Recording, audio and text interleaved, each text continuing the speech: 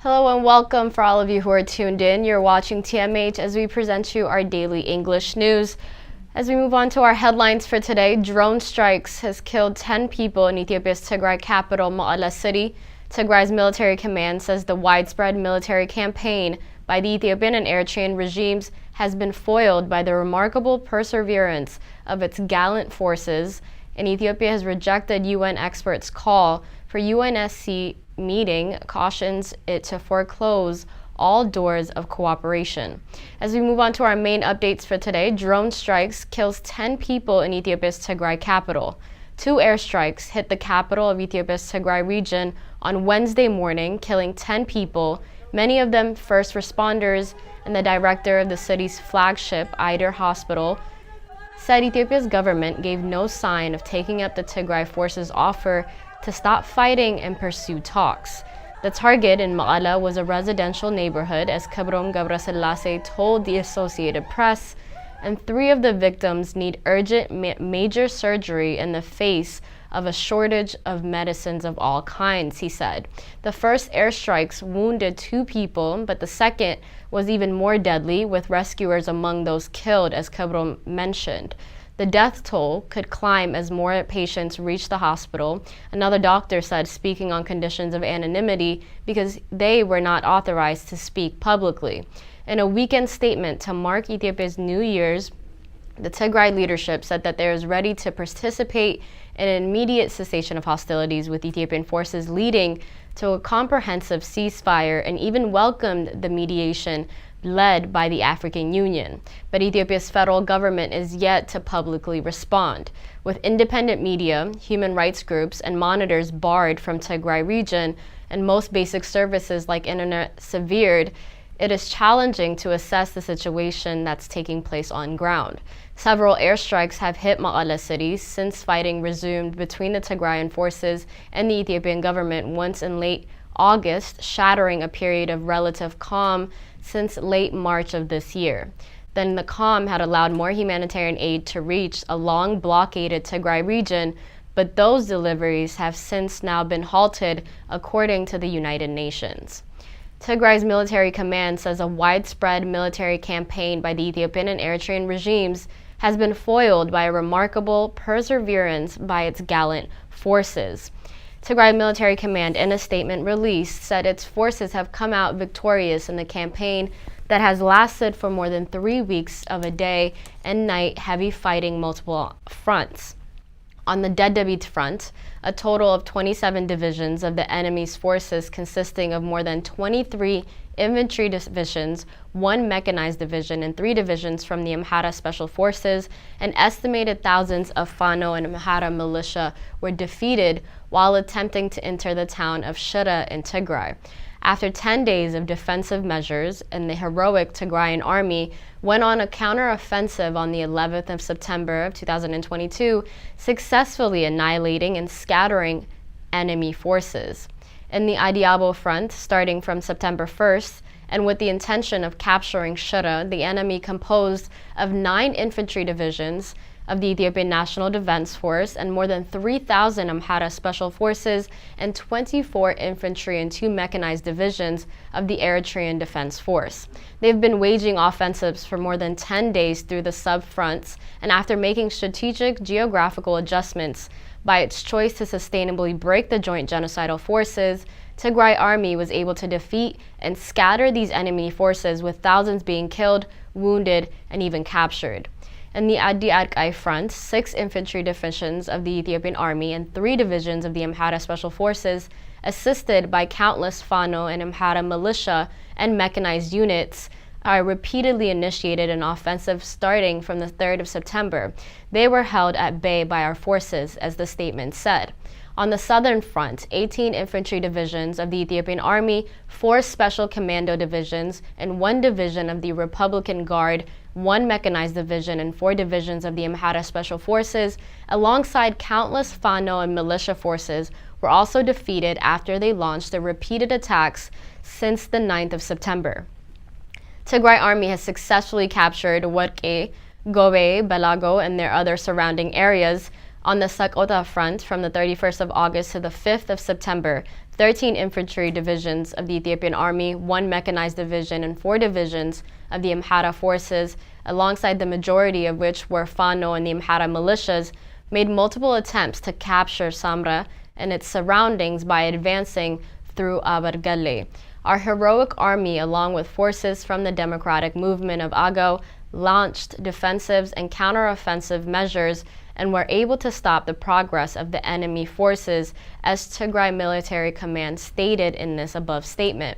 Tigray Military Command added that its forces had been fighting not only invaders equipped with the might of 2 countries and with a genocidal intent against the people of Tigray, but also with nature itself and the unforgiving rainy summer conditions that they're going through.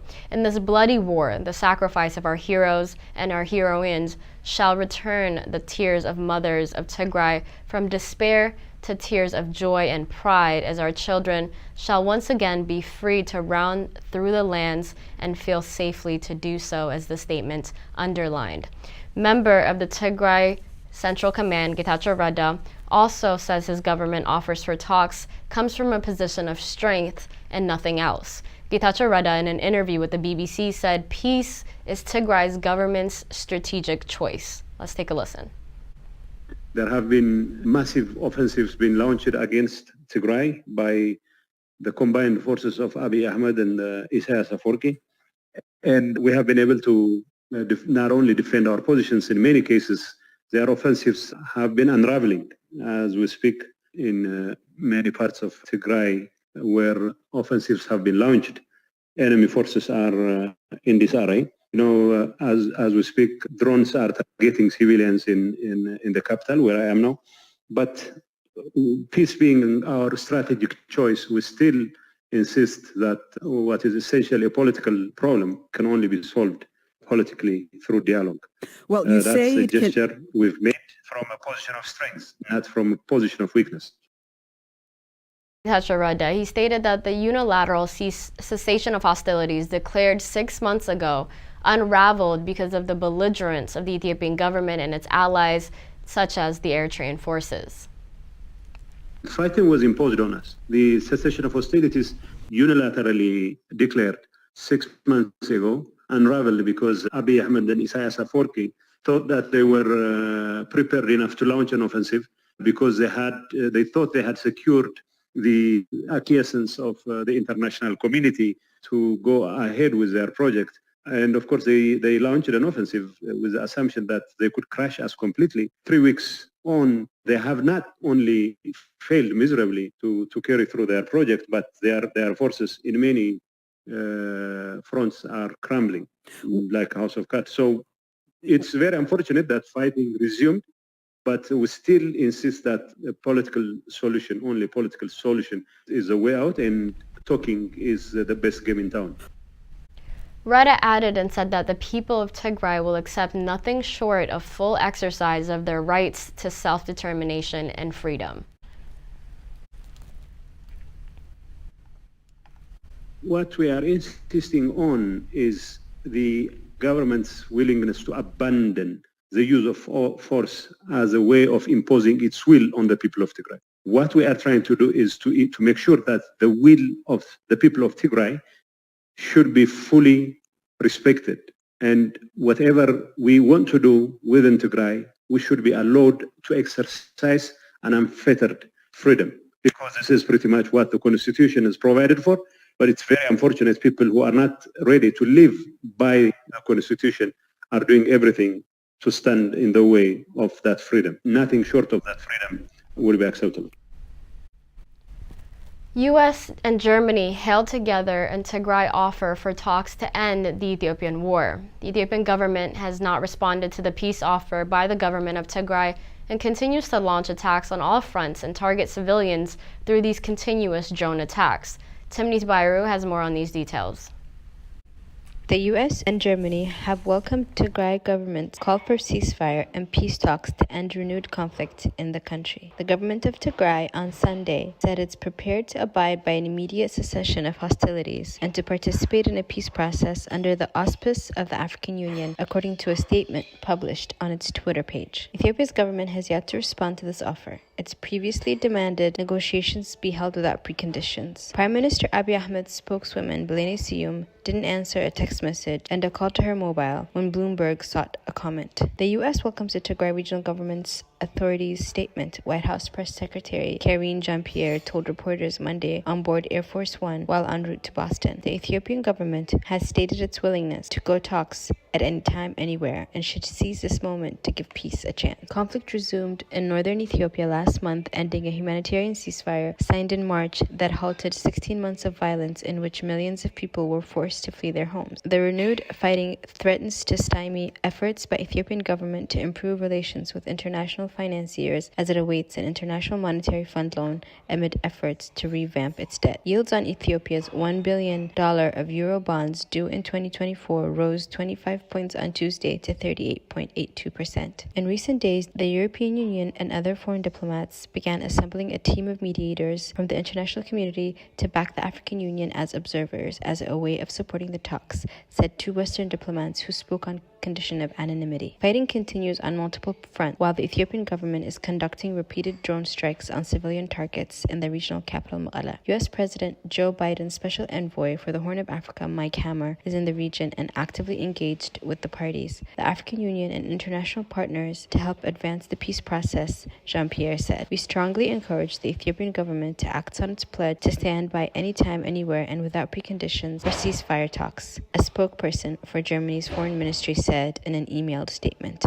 The statement added that all parties to the conflict now have a duty not to let the chance of peace settlement of the conflict go to waste. Thank you, Timnit Bayer, for those further details. As we move on to our final update for today, Ethiopia has rejected UN experts' call for UNSC's meeting as ultra-vires blatant cautions its foreclosure on all doors of cooperation. The Ethiopian Ministry of Foreign Affairs said it was dismayed by the statement of the International Commission of Human Rights Experts on Ethiopia, and it rejected that it is as ultra-vires and blatant call for action against Ethiopia by the Security Council. Ethiopia also accused the Commission of having weaponized human rights for political pressure and said that its latest statement exposed its true intention and foreclosing all doors of cooperation with the government. The ministry's statement was in response to the members of the UN-appointed International Commission of Human Rights Experts calling for the UN Security Council to keep Ethiopia and the Horn of Africa's situation on its agenda, given the gravity of the situation currently. The ministry also lashed out at the Commission for showing what the government statement called a reckless behavior.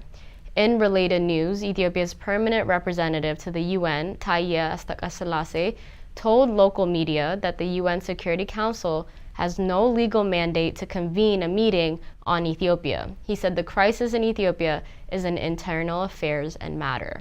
That concludes our news for today. Thank you so much for tuning in. Bye-bye.